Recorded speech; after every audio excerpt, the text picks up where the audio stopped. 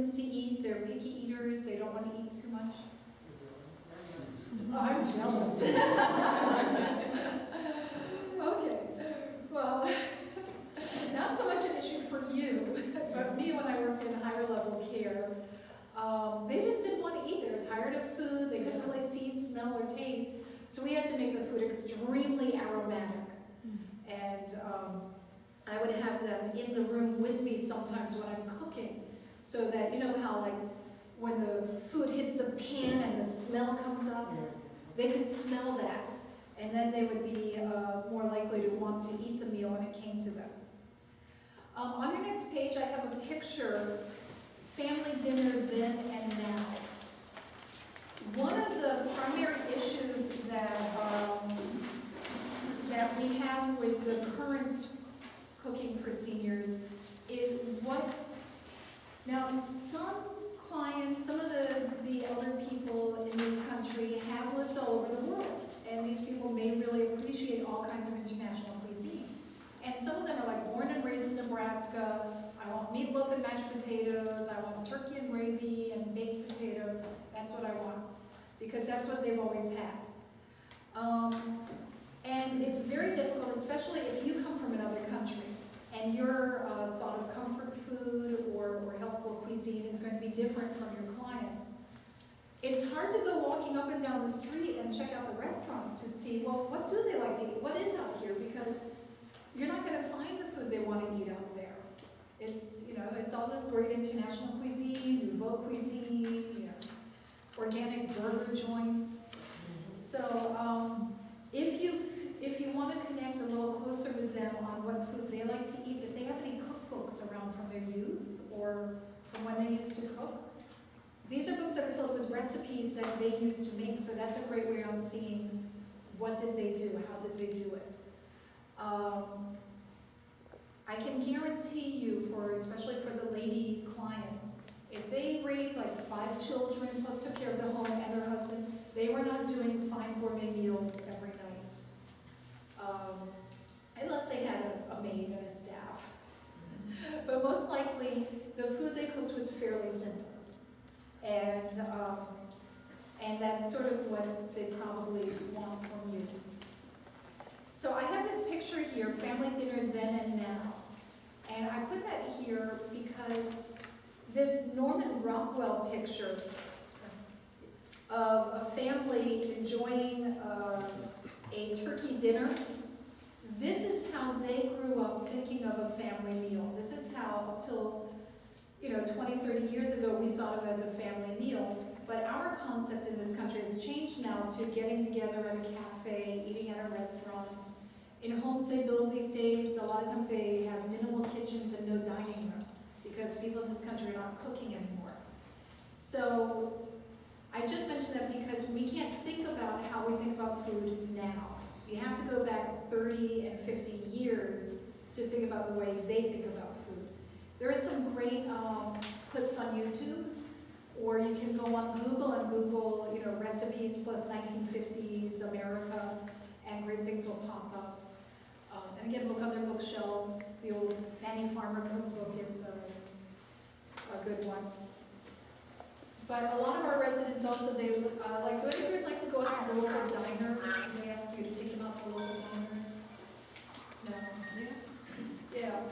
Yeah, when I was in senior care, a lot of our residents, one of the things that they missed was like every day for lunch they would walk to the diner down the road and meet their friends at the diner and get diner food.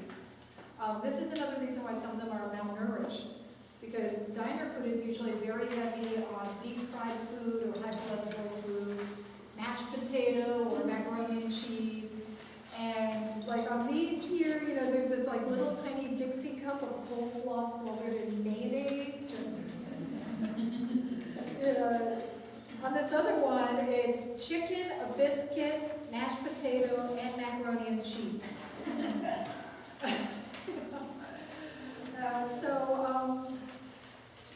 Their sense of comfort food may not really include vegetables.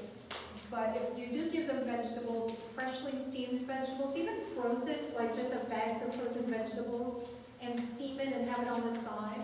If they want meatloaf and mashed potatoes,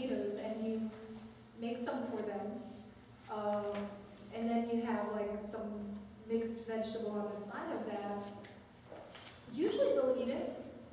And they're not children, and it's colorful, and it mixes with the gravy, so it tastes good.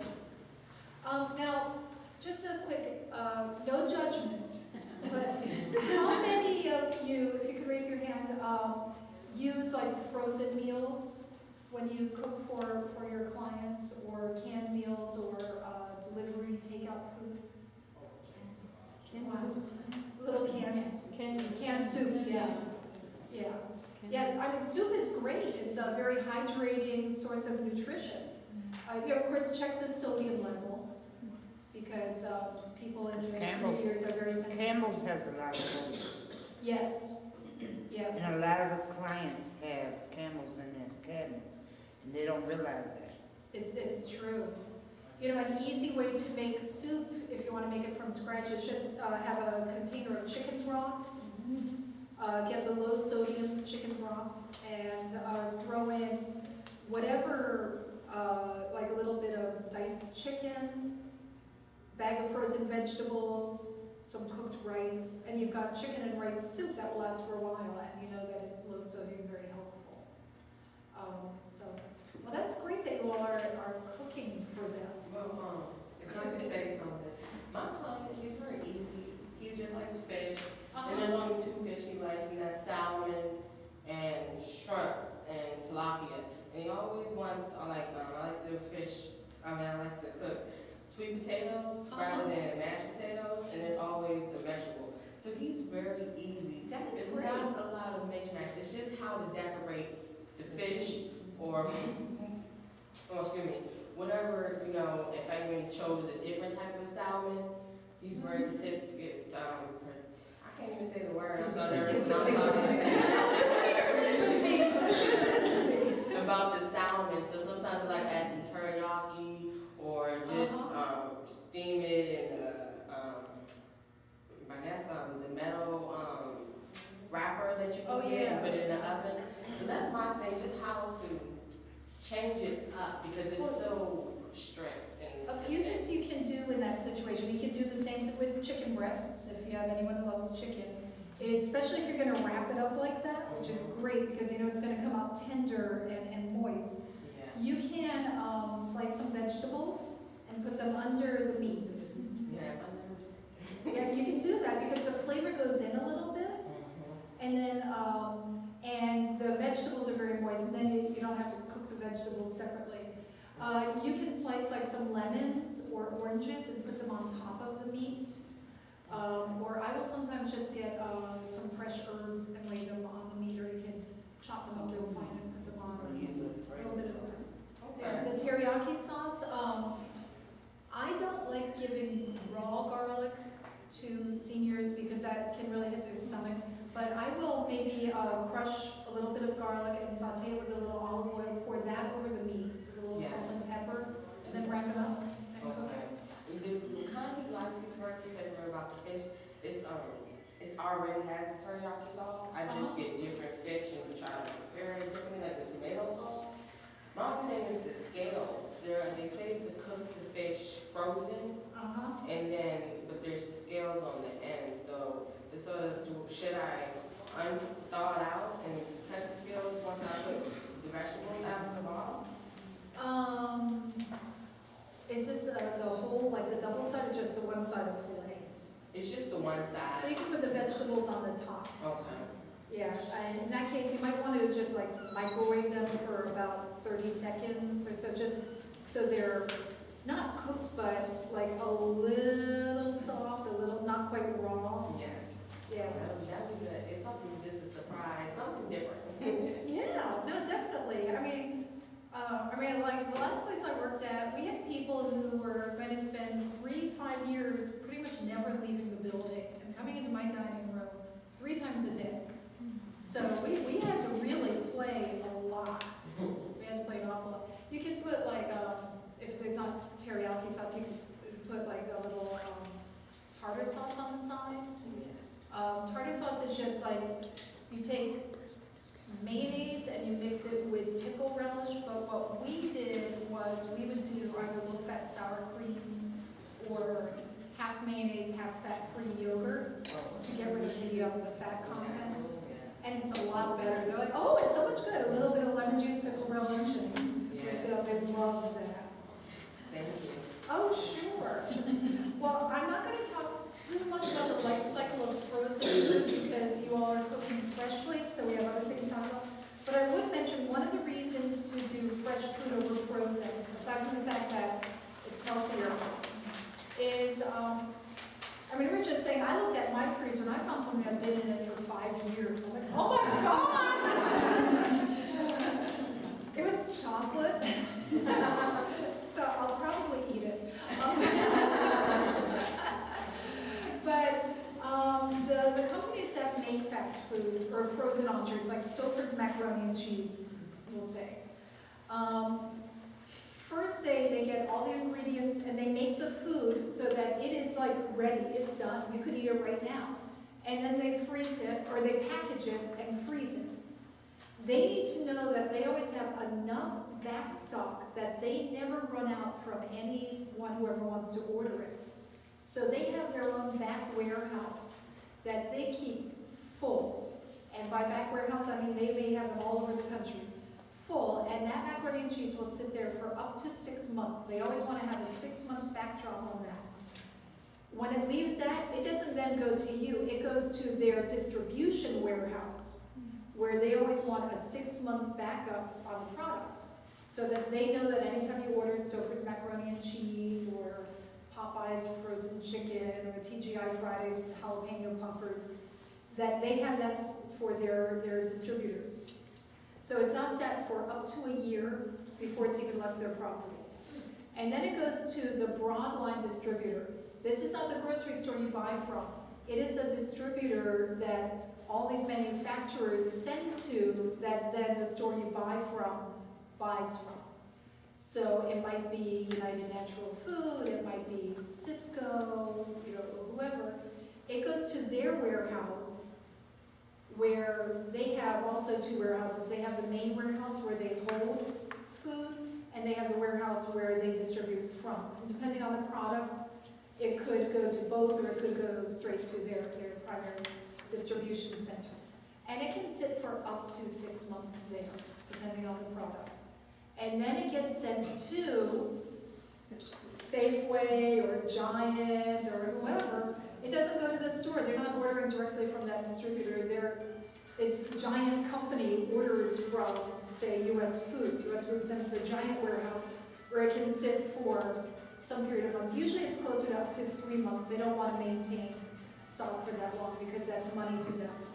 And then it goes to the store, where it sits in their back freezer, waiting for them to put it in the front freezer, where then it goes to you and sits in your freezer. So the frozen meal that you eat the night that you buy it, providing you don't do what I do and have it sit in your freezer for a ridiculous period of time, that could have been made 2 years before. And even though it's frozen, if you make your own soup, yeah, it is disgusting.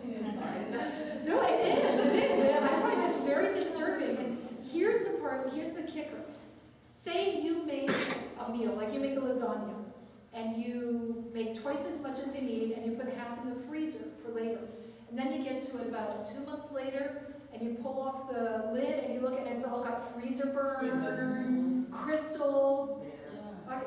The food that is up to 2 years old that you just brought home to eat does not have freezer burn or crystals, because they do things to it to make sure that the product you eat 2 years later is exactly the same as the product that they put in that container 2 years before. And that's with frozen food.